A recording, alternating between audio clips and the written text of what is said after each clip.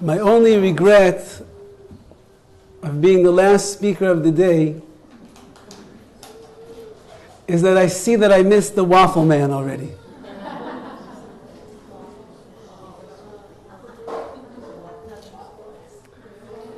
It's always an honor to be here by the IYUN that Mrs. Achemzadeh pulls off so seamlessly while she's in the midst of building a mikveh, while she's being the car of all of Pico Robertson, while she's raising a beautiful mishpacha, bli ayin hara. It's really an honor to be part of this very choshev assembly of women today. I hope that next year we don't have to meet here in Pico Robertson. I hope that we're all standing together by the Beis HaMikdash. Amen. But in the meantime, while we're here, we have to get chizuk together. We have to open up our eyes just a bit more before Tisha B'Av comes upon us. Perhaps with all of the beautiful messages I'm sure that you've heard today, all the inspiring divrei Torah, the stories, the messages, we'll walk away with something that will change the way in which we're going to sit on the floor this year on Tisha B'Av. The topic of today's speech, the topic of today's Yom IYUN, is the concept of Simcha b'mitzvahs, of a person being happy while they're doing mitzvot. And it's a bit of an odd topic to choose right before Tisha B'Av is about to fall upon us. Because Chazal tell us in the Mishnah, Mishenichnas Av, from the month, when the moment that the month of Av enters in, Mematin b'simcha, a person is supposed to decrease the level of simcha, the level of joy that they have in their life. So how do we stand here for the next hour or two and speak about the idea of simcha b'mitzvahs when the main mitzvah that we are all involved in right now is the mitzvah of avelut, of mourning over the loss of the Beis HaMikdash. Mishenichnas Av, from the moment that the month of Av enters in, Mema'atin, we have to decrease our levels of joy, our levels of happiness, the excitement that we have for the things that are going around us in this world. And yet Chazal are very telling in their words. It doesn't say that from the time that the month of Av enters in, abolish all simcha from your life. From the time that this horrible month of Menachem Av enters in and we're thinking about the Churban HaBayis, the destruction of the Beis HaMikdash, we should walk around depressed and sad. It says, Mema'atin b'simcha, just learn how to decrease the natural simcha, the joy that you have on a regular basis. Because a Jew is never, ever allowed to be depressed. A Jew is never allowed to ever give up hope. A Jew is never supposed to be anxious, never supposed to be worried, never supposed to be lying awake in bed at night with insomnia because of all the pressures that are weighing down on their head. It's not the way of Klal Yisrael. The way of Klal Yisrael is, b'simcha we serve the Ribono Shel Olam. There was once, many years ago, a yeshiva bacher in Yeshivas Panovich in Bnei Brak. And he was struggling with depression. And he didn't know who to go and speak with. It was before Dr. Amiri had a practice.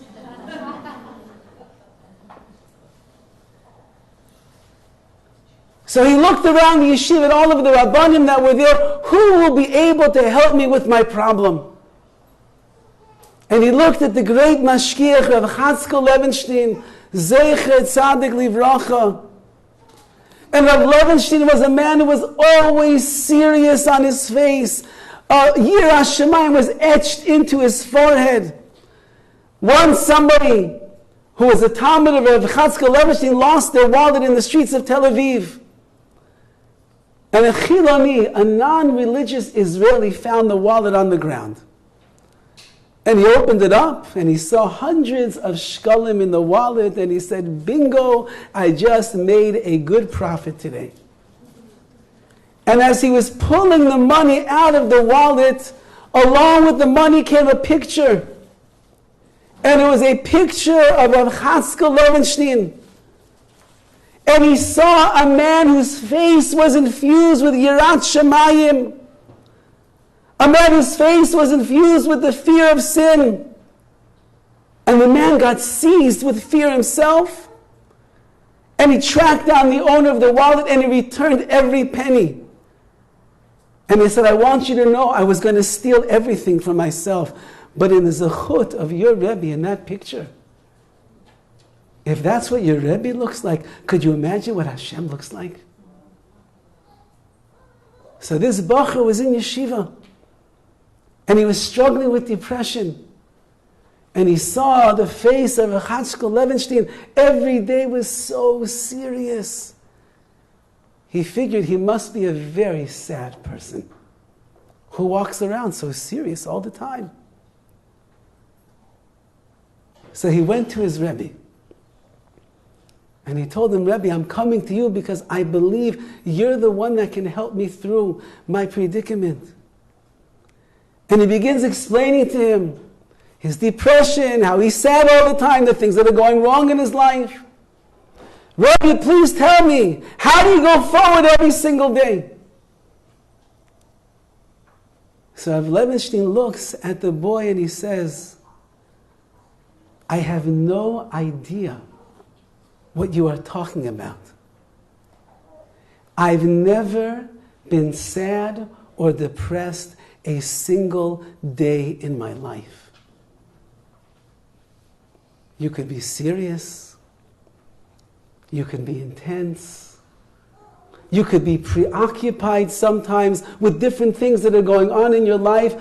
But a Jew is never allowed to get depressed and down.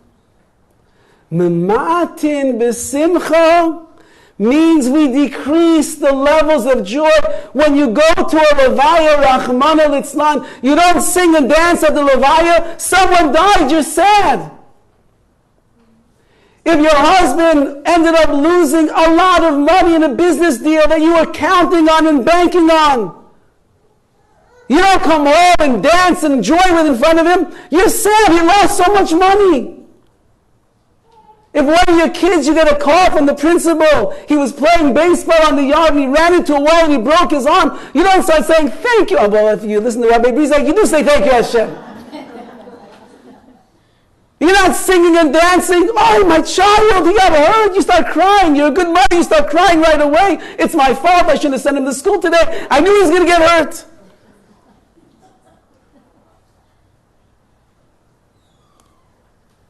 Mamatin b'simcha means, in this month, where we're only a few days before the sad day of Tisha B'Av, which reminds us of the Chorban Bayis Rishon, Bayis Sheni, which included in there is all of the tzarot, all of the suffering of all the generations, inquisitions and pogroms and holocausts, Khomeini and everything, it's all included in this one day. Mamatin b'simcha. No one in this room is going to get depressed. No one's going to beat themselves up. No one is going to drive themselves crazy. But we're going to appreciate what it means only to decrease, but never to lose our simcha, never to lose our joy. The Gemara tells us a stira, a contradiction in verses written by Shlomo HaMelech in Koheles. In one verse he says, V'shibachti ani asa simcha. I praise the attribute of simcha, of joy. Uksi, but he has another verse in Koheles. Ule simcha maze oise. What is happiness, what is joy going to do for you anyway? So King Solomon, which one is it? Do we praise? Do we give accolades to the trait of simcha? Or do we say, how foolish people are, they're running after happiness and joy in this world, it's worthless. Says the Gemara, Loi Kasha. No question over here. 2 verses, they're talking about 2 different things. Says the Gemara, the first verse, which is praising Simcha, Simcha shel mitzvah. The joy that a person has when they do a mitzvah. Ule simcha maze, and the one simcha that we are criticizing, zu simcha she'enoi shel mitzvah. That is the simcha that you get when you go to Cancun for winter break. Simcha she'enoi shel mitzvah. Sorry to let you know, it's not a mitzvah to go to Cancun. It might be fun, might have good weather over there, might have good margaritas, that's true.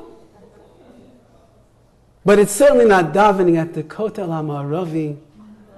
It's not going to Cave Rachel. It's not giving tzedakah. It's not saying Tehillim. Probably all your husbands have to say a lot of Tehillim in Cancun when they're there, to make sure that they survive unscathed spiritually and their eyeballs are still in their head. Says the Gemara, from this we learn the following message. And that is, She'ein Shechina Shoira. The Shechina will not dwell. Lo mitoich atzvus, not amongst depression. V'lo mitoich atzvus, not if you're lazy. V'lo mitoich schoich, not if you're laughing too much. V'lo mitoich kalus roish, not if you're hanging around in the coffee shops, schmoozing away all day long. It's exciting. It's good lattes over there, or bubba, whatever that is. But the Shechina does not dwell over there. And not if there's too much conversation. And not from extraneous words and silly things that we get ourselves involved with. It might be fun. It might be exciting. It might feel joyous, but guess what, says the Gemara? The Shechina is not there. Simcha shel mitzvah, the only place you'll find the Shechina in your life is when you are engaged in a mitzvah that you are doing the Simcha with joy. A mitzvah with simcha. A person could spend an entire lifetime. You said Sefer Tehillim every single day of your life. You kept the kashrut to the highest level. You have like a goat in the backyard that the Rebbe comes and checks every once in a while. You sent your children to the best schools. You spent so much money. Tzniut. You have a thing up to the ceiling on top of your head. No one will ever accuse you of not being a tzanua. And you're going to get to Shemayim after 120 years. And you're waiting for all the schar, all the reward, the big chelik ba'olam haba. And you start passing through the streets of Bel Air. You see these big mansions and estates, tzaddikim standing in the doorway. Shalom aleichem, welcome. And then you go Nebach down to like Worcester or something like that. And there's some koira, a younger man over there. Shalom aleichem, welcome. And the bus keeps going farther and farther and farther. The next thing you know, you're in Tarzana, California. And they give you a little house north of the boulevard.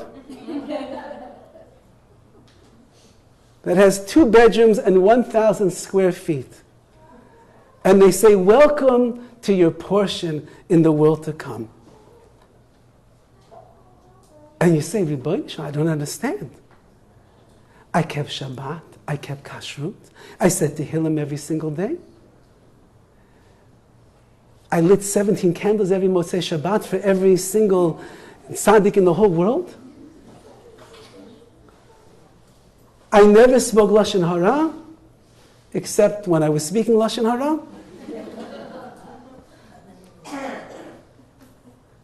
I lived in Los Angeles. I'm a tzaddikah in Los Angeles.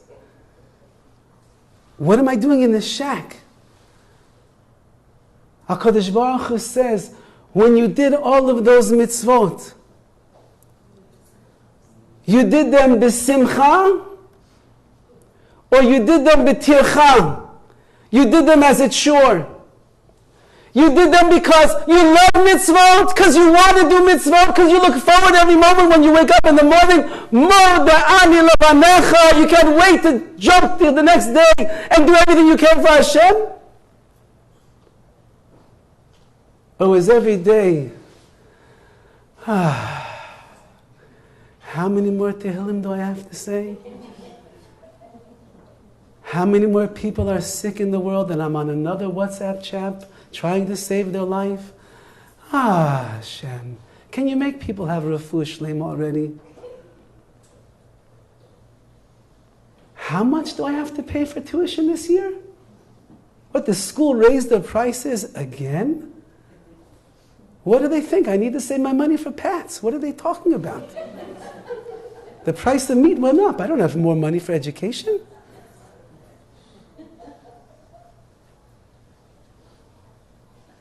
Says HaKadosh Baruch Hu, if you did not do the mitzvot b'simcha in your life, ein hashchina shore alehen. The Shechina did not dwell upon you. The Arizal, the holy Arizal, once told over to one of his closest Talmidim, the reason that he was zocher, that he experienced all of the levels of Ruach HaKodesh, of the Veikut and Hashem that he had in his life, the reason that he was able to uncover and reveal the Zohar HaKodesh, the Klal Yisrael, all of the Kabbalah like nobody else did since the days of Rabbi Shimon Bar Yochai, as he says in his own language, was because Shayasameach ba'asiyas kol mitzvah, I rejoiced in the performance of every mitzvah, Simcha gedoylo lo ein tachlis, a tremendous joy that knew no bounds. The Arizal, the greatest Kabbalist of the time, whose Torah we are still living on today. Not down there, 2 doors down. They're not living on his Torah. But those of us that are living on the Torah of the Arizal, he did everything b'simcha. And he had a hard life, trust me. From Mitzrayim to Eretz Yisrael, traveling, he didn't travel first class alone. He traveled on a donkey and a wagon. And he went in the summer months and the winter months. And he didn't have food, and he didn't have a place to lodge and to sleep. And he went through hardships when he got to Eretz Yisrael. And he eventually contracted a disease and he died at the age of 40 years old. And yet the Arizal said, everything I did in mitzvot was b'simcha. And when a person serves HaKadosh Baruch Hu b'simcha, they are zocher, they will merit, hashrat hashchina will dwell upon them. I remember years ago, maybe almost 30 years ago, I was a bacher learning in yeshiva in Eretz Yisrael, and I had the great zechut to meet Rabbi Uri Zohar Zecher Tzadik Livracha. Anyone who doesn't know who he was the most famous Hollywood actor in all of Israel. And one day he came in contact with an Orthodox Jew. He tried to embarrass the Orthodox Jew to show him that Torah doesn't mean anything. Instead, the Orthodox Jew proved him wrong and showed him Torah is emet. And he went on to become a Baal Tshuva Amiti, sitting in talit and tefillin till about 12, 1 o'clock in the afternoon, learning and learning and learning. His wife, there's a beautiful story that he and his wife, she wasn't interested in Yiddishkeit, in becoming religious. And at a certain point, they decided, you know what, it's just not going to work. And they were going to get divorced. And the night before the divorce was going to take place, Orizor could not sleep. And he's tossing and turning, and he looks over at 2 or 3 o'clock in the morning, and he sees his wife is not in her bed. So he begins looking around the house for his wife. She's not religious at the time. And he comes downstairs into the kitchen, and he sees his wife sitting at the kitchen table, holding the Sefer, the Rambam, in her hand. And he walks in, and she looks up at him and she says, I have no idea what it says in this book. But if this is what you are pursuing with your life, then I want to pursue it as well. And she went on to become a tzaddikis. I was in their house once on a Friday night meal. They're talking about Hollywood actor. He used to have a mansion in like Beverly Hills of Israel. He was living in an apartment. I'm not exaggerating when I tell you that this room is bigger than their entire apartment. The walls were sparse. There was nothing on the walls except a clock and a few bookshelves made out of metal. By the Shabbos meal, you would think there's the Hollywood actor, they're going to have roast and they're going to have rib steaks. First they started off with fish, then they served fish, and then they served more fish. I don't think they had money for meat. That night, as his wife got up to go and take out the next fish course from the kitchen, there was an instantaneous thunder and lightning storm that took place. And Elazar got very excited and he led everybody in the brachot over the thunder and the lightning. And at the end, everybody was answering Amen. And as we're answering Amen, the Rabbanit is walking back into the dining room. And she says, Ma kara, is the bracha, ma kara. And he said, oh, there was just thunder and lightning. We said the brachot. I missed it. He said, it's okay. Lo, beseder. And she went like a little girl. And she sat by the window looking out onto the skyway of Yerushalayim. And she would not leave until there was another bolt of lightning and another round of thunder. And she said the brachot, and then she was beaming ear to ear. Because HaKadosh Baruch Hu wants that when we do a mitzvah, we do the mitzvah besimcha, not chalila. That we do the mitzvah betircha, where it's hard and it is a burden. And these are not my words. These are the words of the Rambam and the Magid Mishnah. The Rambam says the following: Hasimcha sheyismach odem ba'asiyas hamitzvah. The joy that a person has when he performs a mitzvah. Ube'avas hakel shetziva be'en, and you have to love HaKadosh Baruch Hu because He is the one that commanded us to do them. Avodah gedolah, it's a big job and a task that we have. V'chol ha'maineya atzmai misimcha zu, and anyone who holds them back from serving HaKadosh Baruch Hu with this simcha, it is fitting that Hashem will exact His punishment from such a person. Shenemar, like it says, I think the verse that inspired this year's Yom IYUN Tachad Asher Lo Avadeto Es Hashem Elokecha B'Simcha U'Betuv Leiva Miroiv Koil. Why did Hashem bring the destruction upon Klal Yisrael?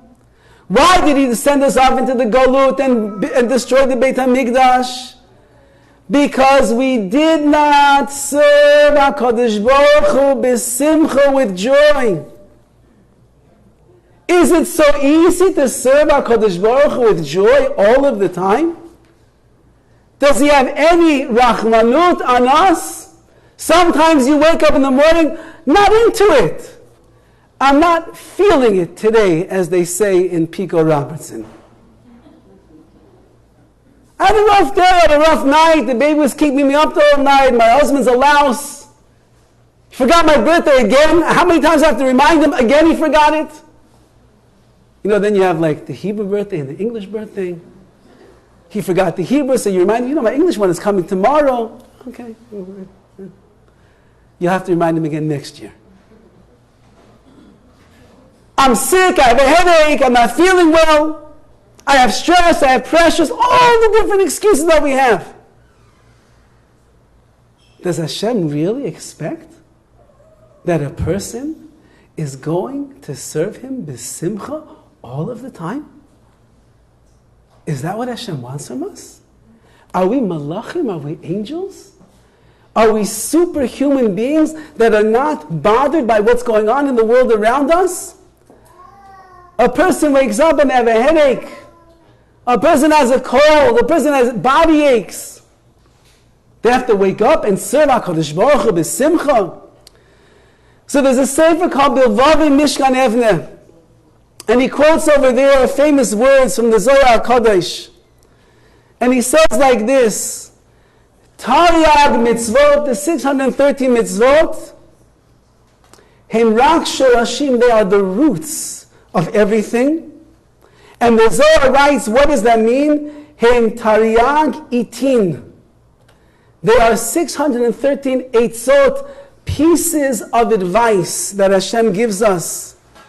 Eitzah is the Shema. What is the advice that Hashem is giving us with these mitzvot? Says the Bevavi Mishkan Evna.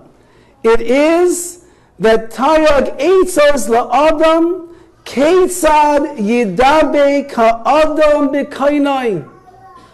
Every mitzvah that a person is going to do is the gift that HaKadosh Baruch Hu has given us to be able to be Dovid, to connect ourselves to the Ribono Shel Olam. Every time that you open your mouth and you pray, you're connecting to Hashem. That's not something to be happy about. Every time you open up a Sefer Tehillim that Dovid HaMelech wrote thousands of years ago, and there is a person in the hospital that is sick, and they need a refuah shalomah, and you say those words, and you know that Hashem is listening, and you know that Hashem can heal them, and then you find out, in fact, they did get better. That's not a simcha. That's not a joy. Every time that you sit at the Shabbat table and you hear the zmirot and you see everybody making the brachot on the wine, on the challah, enjoying the seudah that you cooked, oneg Shabbat, the pleasure of Shabbat. That's not a simcha. That's not a joy. Years ago, I heard once about a great Rosh Yeshiva in Eretz Yisrael. His name was Rav Asher Zelig Rubinstein, Zeichet Tzadik Livracha. He loved to daven, to pray so much. I heard that when he would daven, he was like a little child in front of their father, and he would giggle in front of Hashem that he had the zechut to talk to HaKadosh Baruch Hu. And I always said to myself, I need to see this with my own eyes. Who loves davening so much that when they're standing in front of Hashem, they're actually like laughing with joy that they have the schus to stand before Hashem? So one night before Arvit, in Yeshivas Ner Yisrael, I see, lo and behold, in walks Rav Asher Zelig Rubenstein. And I'm watching, where's he going to stand for Arvit? And he's standing a good 20 to 30 rows from where I usually pray. I said, I'm not going to pass up this opportunity. So before Arvit started, I moved my seat and I went to sit like 2 seats away from Rabbi Rubenstein. And I was waiting for the Shemona Esrei. Now, you're not really supposed to do this, but I did it anyway. In the middle of my Shemona Esrei, I looked over to see how was he davening. I just had to see. And sure enough, I see him take 3 steps back, 3 steps forward, and he's laughing, and he's smiling, and he's davening and talking to the Ribbono Shel Olam. Because if every mitzvah is a way that I'm going to become Dovid, I'll cling to the Ribbono Shel Olam. If every mitzvah will take me out of this world and bring me into the world of Hashem, out of my problems, out of my worries, out of my difficulties, my challenges, and I'm now one with the Ribbono Shel Olam. So who is not going to be Simcha? And if a person has the opportunities to serve HaKadosh Baruch Hu, and they don't do it b'simcha, says Hashem, that's why the Chorban, why the destruction of Klal Yisrael comes upon us. Because you had so many opportunities, so much time, so many mitzvot, like the Rambam asks, why did HaKadosh Baruch Hu give us 613 mitzvot? Wouldn't 2 or 3 be enough? We'd be pretty busy with 2 or 3. Okay, 10, 18, Chai. Fine. 26 in Pico Robertson. 26 would be enough. Shabbos, Taharat HaMishpacha, Kashrut. That's good. Why 613? That's a lot of mitzvot. All day long, I'm busy doing mitzvot. All day long, busy, busy, busy, busy. Yeah, you know why? Because everyone is another connection to the Ribbono Shel Olam. Do you want to be connected to Pico and Robertson? You know, I just came from the East Coast. And I'm not sure, it's a toss-up between the East Coast and the city over here who has more restaurants per capita.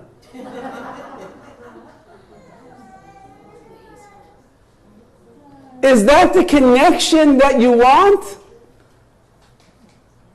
Or is the connection that you want with the Ribbono Shel Olam? Says the Maggid Mishnah on these words of the Rambam. The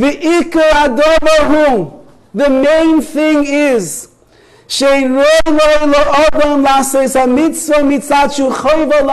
don't do a mitzvah because you have no choice. And there's an obligation that's weighing down on you. You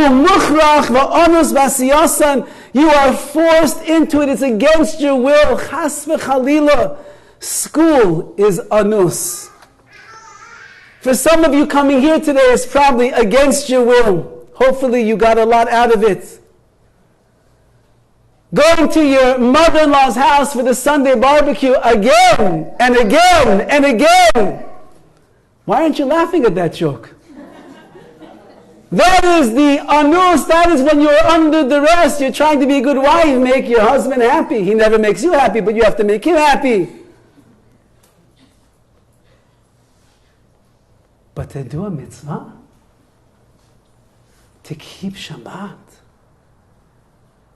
to learn Torah, to open your Siddur every day and pray to Hashem, to say Tehillim, to help somebody in need, whether it's with your money, whether it's with your words, whether it's with your time. All of them are mitzvot. That's a burden. Chas v'chalila. Elechayev la'aseisan v'usamech v'asiyosan. Rather, a person should say, what a zechut, what a merit I have. And I rejoice in the mitzvah that HaKadosh Baruch has given me. V'yaseh atov mitzad shu toiv. I'll do good because it is good. V'yivcho be'emet mitzad shu emet. I do it because it's the right thing to do. I want to do it. When we wake up in the morning, this is how you'll know yourself. Are you looking forward to another day of mitzvot? You have to be very honest with yourself. If it's too late because you woke up already today, think about it tomorrow. When you wake up in the morning and that alarm clock goes off and you open up one eye and you say, really? Already? Didn't I just go to sleep? And then you press snooze. And then 9 minutes later, it starts ringing again. And then you open the other eye. Really? No, it's too early. And then you wake up, and then you start your chores. Getting the kids up is a chore. Davening shacharit is a chore. Going to the store and buying the kosher food. When did eggs cost so much money? Kosher eggs.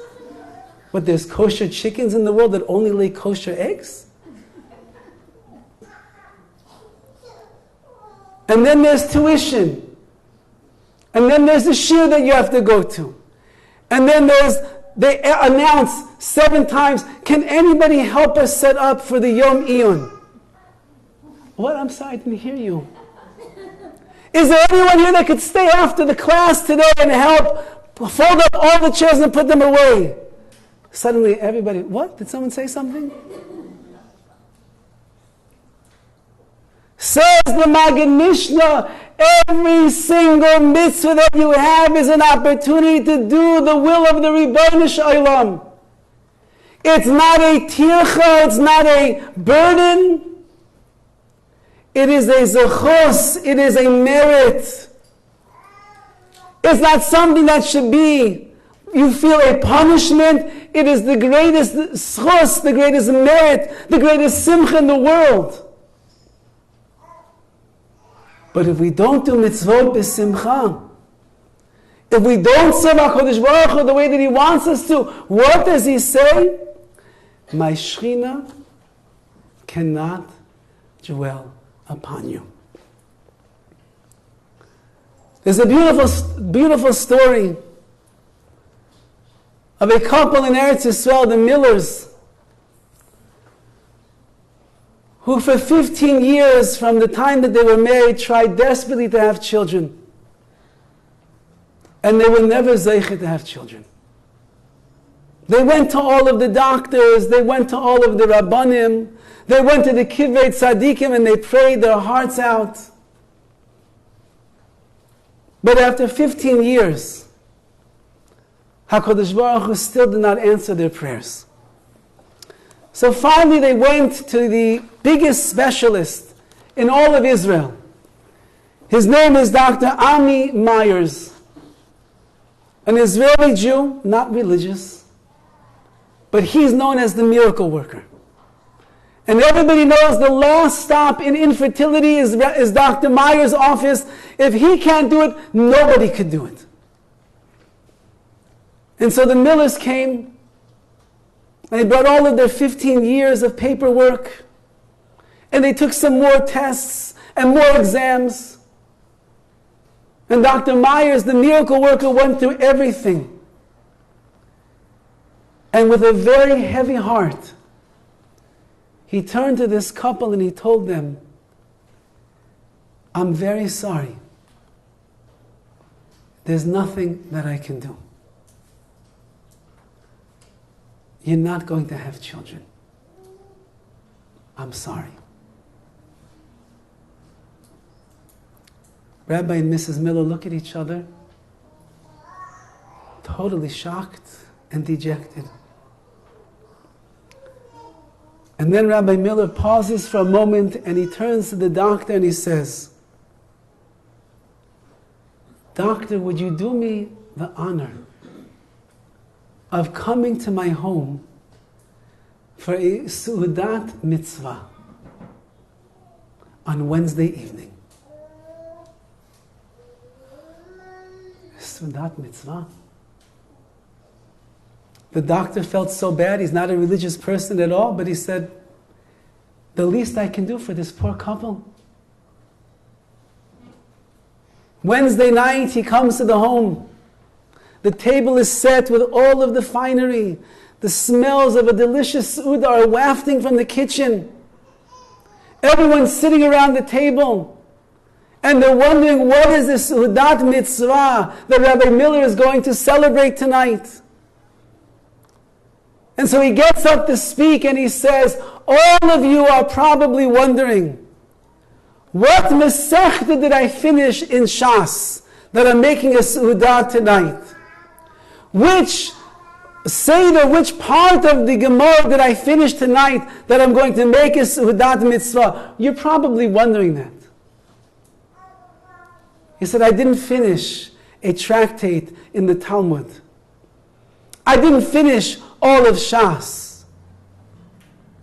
He said, but I'm making a siyum on the tractate of Hishtadlut, of all of the effort that my wife and I put in the last 15 years.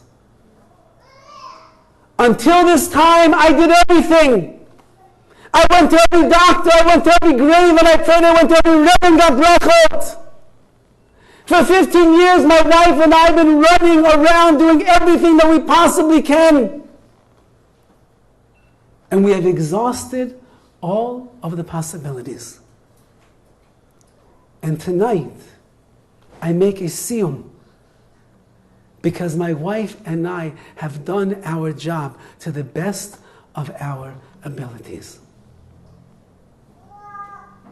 And then, in an emotional, heartfelt plea to Hashem, he said, Ribono shel olam, we did all of our hishtadlut, and now we realize and we know that if we are ever going to be zocher to have a child, it's all up to you, ein od milvado. And he starts crying, and his wife starts crying, and everybody's emotional there. Even the doctor, not religious doctor, was moved to tears. And the meal went on. And everybody ate, amazed, in awe of Rabbi Miller and his wife. And about 1 year later, the doctor receives a call from Rabbi Miller. And he says, Doctor, I'd like to invite you to a Sudat mitzvah, the bris, the Brit Milah of our son. The doctor comes to the Brit Milah and he has a kippah on his head. And he said, I saw miracles. I'm not going to put on a kippah and start believing in Hashem. And that itself began his path of tshuva, and he became dati, chazer b'tshuva, because there was one Jew who, instead of being broken, instead of getting down, instead of throwing in the towel, b'simcha, he got up and he said, Hashem, I did my job 15 years, you take over, you do your job. The Gemara tells us, along these lines, Rav Shimon ben Gamliel Omer, Kol mitzvah shekiblu aleim b'simcha. Every mitzvah that the Jewish people accepted upon themselves with joy. Could go milah, like the mitzvah bit milah. Like it says, Sas anoichi al masecha, I rejoiced over your words, Hashem. K'metzei shomer rav, like I found a treasure. Adayin oisin oisa b'simcha, until this very day. You will find that the Jewish people continue to do that mitzvah b'simcha. The most unaffiliated Jew in the entire world will still do the mitzvah Brit Milah. And every parent that ever brought their child to the mayo and brought them to the mitzvah and did the mitzvah brit milah, everybody knows the simcha, the joy that is there in that mitzvah. What, you're torturing a child? You're cutting him, he's crying his head off? But everybody's smiling. And everybody's crying. And everybody's saying Mazel Tov. Why? Because the Gemara says, Kol mitzvah shekiblu aleim b'simcha. Every mitzvah that was accepted by Klal Yisrael b'simcha, Avraham Avinu was rejoicing, 99 years old. He was the Moyel, he was the Sadek, he was the caterer, he was everything. But he did it b'simcha. We still do it b'simcha today. Perhaps we can say another pshat in this Gemara. And that is that kol mitzvah shekiblu aleim b'simcha. Any mitzvah that we as individuals will accept upon ourselves b'simcha, with joy. Every Shabbat that you do b'simcha, with joy. Every word of Tehillim, every word of prayer that you say b'simcha, you accept it with joy. Oiser and oiser b'simcha, we will still do it today with joy. But any mitzvah that you are not doing b'simcha, any mitzvah which is a burden upon you, which is a chore upon you, which bothers you, that you have to pray every day, have to pray Hashem. Didn't you hear me yesterday? I'm in a rush today. I have to get to Pilates. I don't have time right now for Shemona Esrei. She called the rabbi. Can I say Shemona Esrei after Pilates? After Pilates, yes. After yoga, no. Any mitzvah that a person does begrudgingly, with a scowling face. The biggest nightmare in the world of Jewish women is a 3-day Yom Tiv. 3 days of cooking.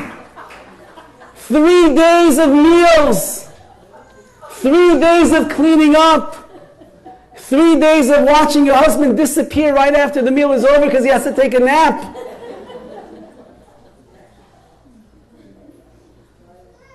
Rabbi the Miller Zatzal said that when a woman is placing the chicken or the roast or the challah into the oven, she should think to herself, I'm bringing a korban to Hashem. That's a simcha. That's not a chore. That's a schus, that's a merit. Kohanim can't bring korbanot today. If a Jew did an avei and he wants to bring a korban chatan, he can't bring a korban today. If I'm grateful to Hashem, I want to bring a korban todah, I can't bring a korban today. But you put the challah in the oven with the right kavanah, korban. So you do it with a smile, or you do it with begrudgingly. Any mitzvah that a person takes upon themselves b'simcha, adayin oisin oisa b'simcha, you'll do it b'simcha all of your life. We have so much in Klal Yisrael. We have schools. We have Bati Knesiot. We have yeshivot. We have summer camps for our children. We can go away on beautiful vacations where you can always catch a minyan and kosher food. We have nice homes. We have cars. We're paying the bills the best that we can. Most of you, Baruch Hashem, are married. You have families. And those that are not, you should get married. You should have families, Bezat Hashem. We are a nation that is blessed with so much from the Ribbono Shel Olam. But we're not walking around b'simcha with everything that we have. You get the latest Honda Odyssey, and you pull out of your driveway in the morning, and your neighbor just got the hybrid Sienna. Ah! I know I should have got that car. What are you talking about? The Ribbono Shel Olam has blessed us. There's so much Torah. There's so much bracha. There's so much opportunities for mitzvot in the world today. And we're missing the one key ingredient. Simcha. Rejoice. Be happy to be a Jew. Take advantage of another time to daven to Hashem. Somebody needs your help. Don't put it off. Run to do the chesed. Run to organize the event. Run to find another, $150,000 to build the mikveh over here. 2 million.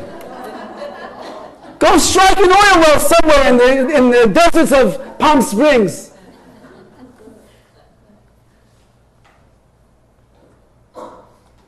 If you love HaKadosh Baruch Hu, and you love His Torah, and you love the mitzvot, then you will cherish every opportunity that you have. And Chazal are telling us, but if you don't, and in the eyes of HaKadosh Baruch Hu, He knows what's really going on inside of you, it is a chore and a burden and a hassle. And you wish that you could be doing something else? Ein Shechina Shora Aleihen. The Shechina will not dwell upon us.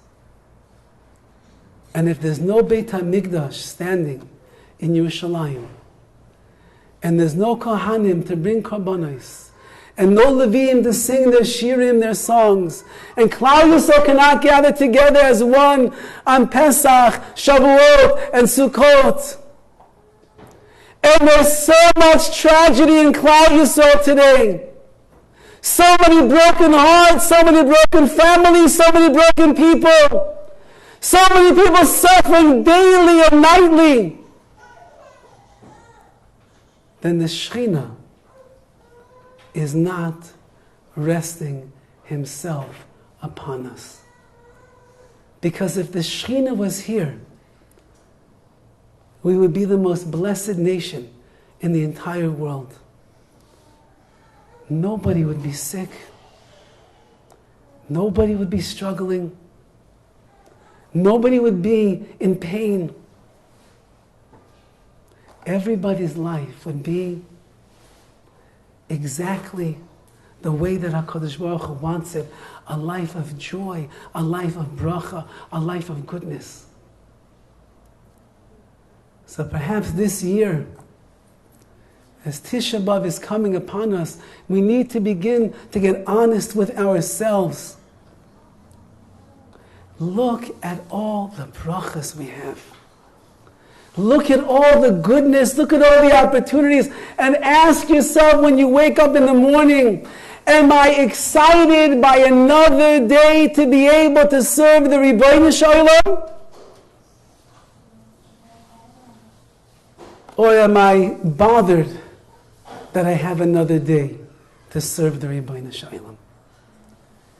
Are the mitzvahs a burden, or are they my greatest simcha, my greatest joy? I want to leave you off with one last story. I know that the hour is late, and I hope that none of us have parking tickets on Robertson right now. There's a Yid, there's a Jew in Klal Yisrael, his name is Rabbi Yonason Schwartz. He's what's called a badchan. He goes around to weddings and he makes people laugh. He helps them to rejoice. He has different things that he says and songs that he sings. Some of the famous songs that maybe your children even sing by the Shabbos table, he's the author of those songs, composer. He's been dealing as late with couples that are going through marital strife, and he's helping to keep them together. And he himself had a very hard life. His mother, he was born in Eretz Yisrael, in Meir Sharon. He was one of 6 children, 5 sisters and a boy. That's hard enough already. His mother, when she was 31 years old, Rachmana litzlan, she got sick and she passed away. And he was about 9 years old, I believe, at the time. He said he remembered at the Levaya, so many people came because it was an unusual thing for such a young woman to pass away. They would just wanted to see a 9-year-old boy say Kaddish. His sisters eventually went all to different homes in different places, either orphanages or someone to live with relatives in America, and he was left at home with his father. And his father, he said, was a businessman. And his father was busy with work all the time, and so he grew up. He was 9 years old. His mother passed away. His sisters were all out of the house. His father was working all day long.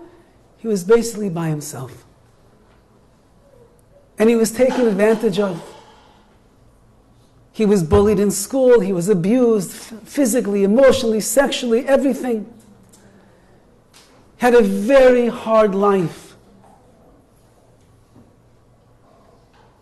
And somebody asked him, how did you overcome everything in your life? How did you push forward as a young boy all by yourself?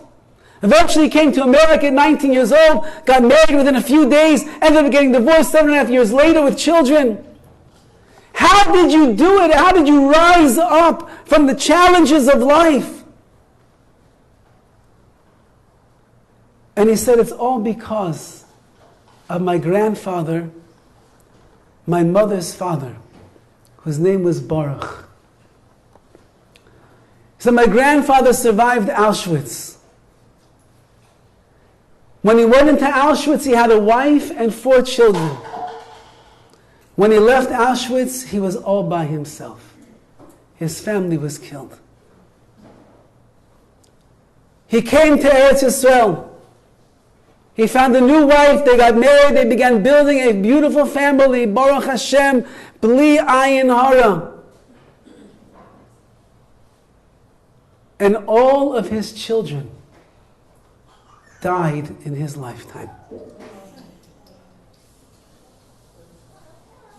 He went from the Gehenna of Auschwitz, he lost a wife and 4 children. He came to the Holy Land, Eretz Yisrael. He got remarried. He was building. Some of his children were married already with their own children, but every one of his children died in his lifetime. So this, Rav Yonason Schwartz is telling the story, and he says, my mother was the youngest, and she was the last one to die. She died on a Tuesday, and Friday night, we were getting ready to go to shul for the first time since the Levaya. My grandfather was a Vishnitzer Chassid, he was a Hasidic Yid. And on Friday nights, he used to sing and dance with such emotion and such fire and such simcha in shul. Everybody knew that if you want to see a Yid that's serving the Rebbeinu with joy, you watch Rav Baruch over there, watch the way that he dances, jumping up and down, leaping for joy, with fire in his bones. The fathers used to take their little children, hold them up so they could see and say, look, Yingo, look at that man over there, look how he serves Hashem. So nobody knows. What's my grandfather going to do on this Friday night when we come to shul? When they sing Lecha Doidi, what's he going to do? Is he going to come in sad and somber and depressed that he just buried his last child, Rahmana Litzlan? Or is he going to serve Hashem? Ivdu as Hashem besimcha. He said, I was a young boy, and my grandfather and I were walking into the shul. And right before we walked in, my grandmother calls my grandfather over and she says, Baruch, everyone is watching you tonight. Are you going to serve HaKadosh Baruch Hu b'simcha? Or are you going to walk into that room sad and depressed? Everybody is watching you. And he said, my grandfather with superhuman strength walked into that shul. And when they began singing Lecha Doidi like he did every single Friday night, the fervor and the fire and the energy and the enthusiasm and the Simcha came to life. And he danced like he never danced ever again. On that Friday night, after he had just buried the last one of his children. Said Rav Yonason Schwartz, this image is seared in my memory. And every time that I find myself getting down, and every time that I find myself going through struggles, and every time that the simcha that I know that I should have and I could have is not as great as it is, I think about my Zayda Baruch.